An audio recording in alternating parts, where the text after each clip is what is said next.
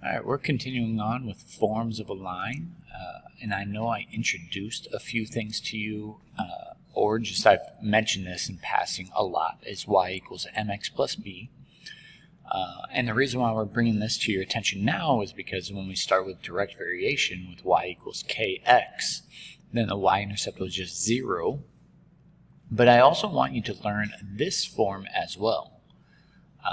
So the m, as a reminder, stands for slope. You know, it's the same slope as over here. The b in this problem is the y-intercept. And as a reminder, though, it's the y-intercept is because it's when x equals 0.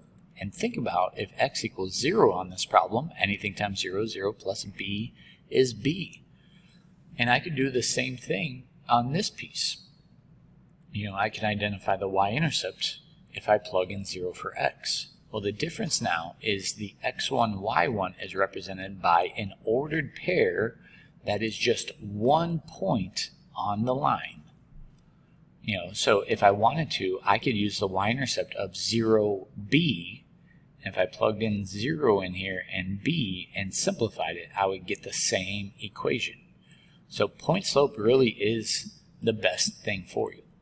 And just starting off with this problem, I hope you would just look at that problem right away. And as a reminder, f of x is the same thing as y equals.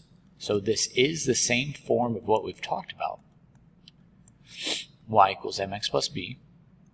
But instead of asking for the y-intercept that way, he says, find the y-intercept of this function by evaluating f of 0. And why should that make sense?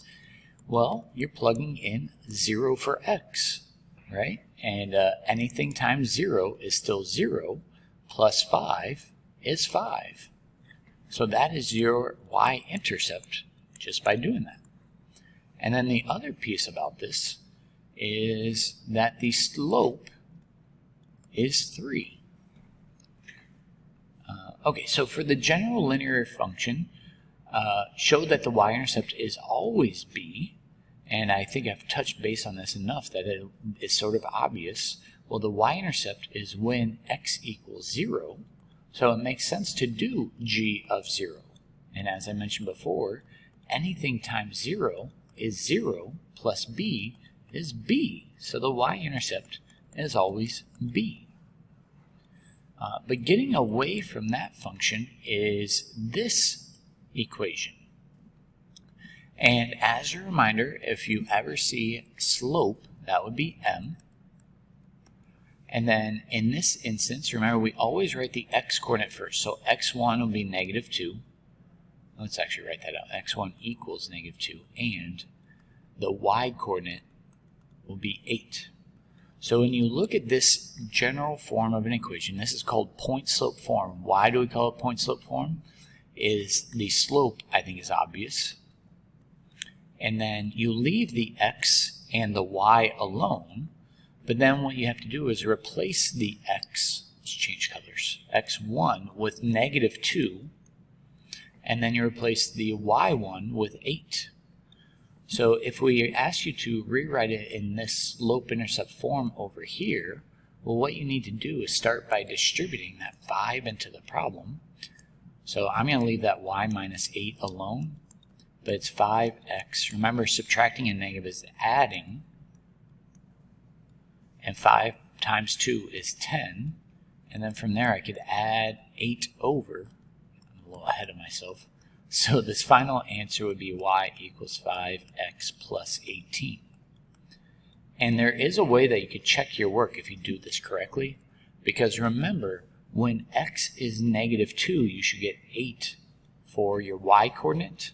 So you could double check if you used a calculator, or I think you could do this in your head, that 5 times negative 2 is negative 10, plus 18 is 8.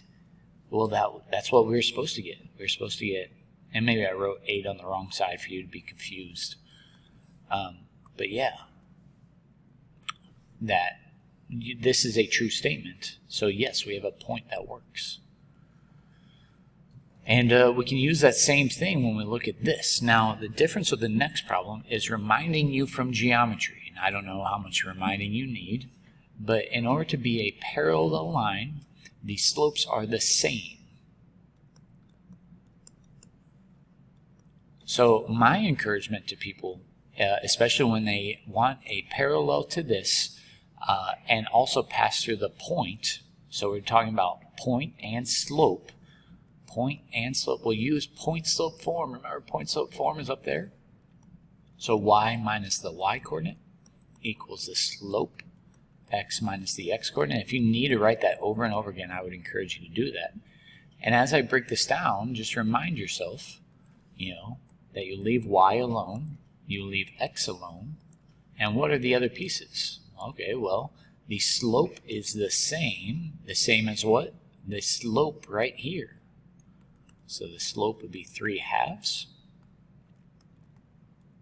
What's y1? Well, remember, y1 is the y coordinate that's over here, so y1 equals -8. And then what's x1? Okay, well, x1's this x coordinate, equals 6. So as you go through all of your options, just a reminder that when you subtract, a negative turns into plus right here. So we're looking for a y plus 8 option. And then 3/2, x minus 6 looks like this option, option 3. Okay, and if at any point you are confused, hit pause in the video. You can re-watch it. You can bring your questions to class. Because here's a completely different problem. And we don't have a form for points. We don't have a point-point form. But what we do have is we have the capability of finding the slope. As a reminder, the slope is found by doing y2 minus y1 over x2 minus x1. Now, if you're confused on what to do from there, I would just say, well, how about you list out the points? X1, y1. So whatever's the x coordinate, the y coordinate has to be attached to it. So if you wanted to, I don't like what is happening here, I would rewrite this problem with y1 going on top. So I hope you're okay. I changed that to a +2, and then x1 on bottom, and then right here would be x2, y2.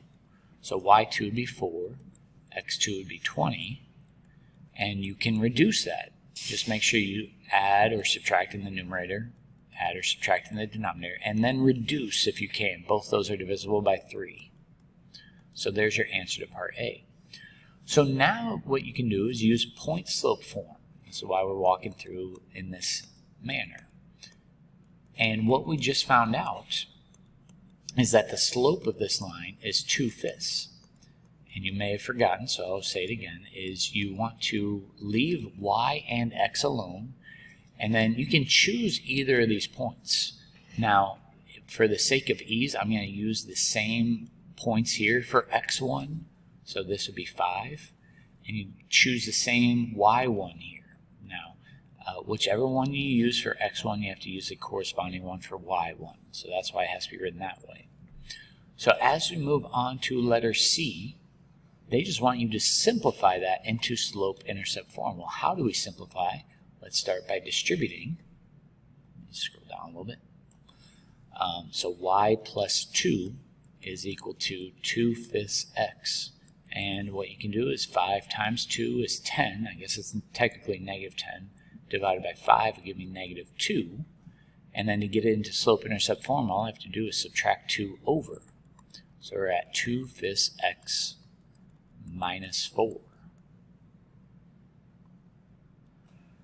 And for what value of x will this line pass through a y value of 12? Well, now what we can do is we can use this equation. You can actually use this one, but it's faster, in my opinion, to use this one. So let's do that one. And we know that we have a y value of 12. So let's replace the y with 12. And what we need to do is solve for x. So the first thing I would do, I'm going to switch colors again, is add 4 over. So we're looking at 16. And I like to solve fraction problems. I don't like to divide by fractions. And you might be in the same boat. So what I would do is I would multiply by the reciprocal. And the reason why that works is because the 5 will cancel out with this 5. 5 divided by 5 is 1, and 2 divided by 2 is 1. So we're back at x equals, And I would actually do 16 divided by 2 first is 8 times 5 is 40. But if you did it the other way, 16 times 5 is 80 divided by 2 is 40. And we have one more exercise that might be a good refresher from Algebra 1, and I think I'm adding a few things to this as well. So the first thing is getting you to look at an equation and come up with the slope and the y-intercept. And for my opinion, I might be wrong in this, but easiest for my students in the past have been identifying the y-intercept is when x equals 0, y is 1. But then I've had students struggle with finding the slope. And what I usually do is tell them to look for another point that crosses at a grid. So as I count up to write 1, that is the slope. And if you can actually leave your answer like this, I'll accept it. But I want to point out that if this are multiple choice, I'm going to simplify 2 over 1 to be 2x plus 1. And that's the answer I would leave it as. So the next thing, and it's probably been a while since you've talked about perpendicular lines, but perpendicular lines have either opposite reciprocals, or I've heard other people say negative reciprocals. So I might use one or the other. And what it means is, oh, I forgot to write slopes, negative reciprocal slopes. So if the slope of this line really is 2 over 1, well then you have to negate it. So it's negative. So if this were negative, then the negative of that would be positive. And then reciprocal, the 2 over 1 to make it 1 over 2.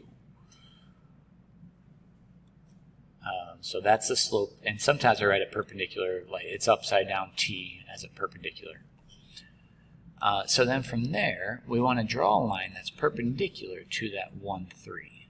So from this point, I need to go down 1, right 2. Down 1, right 2.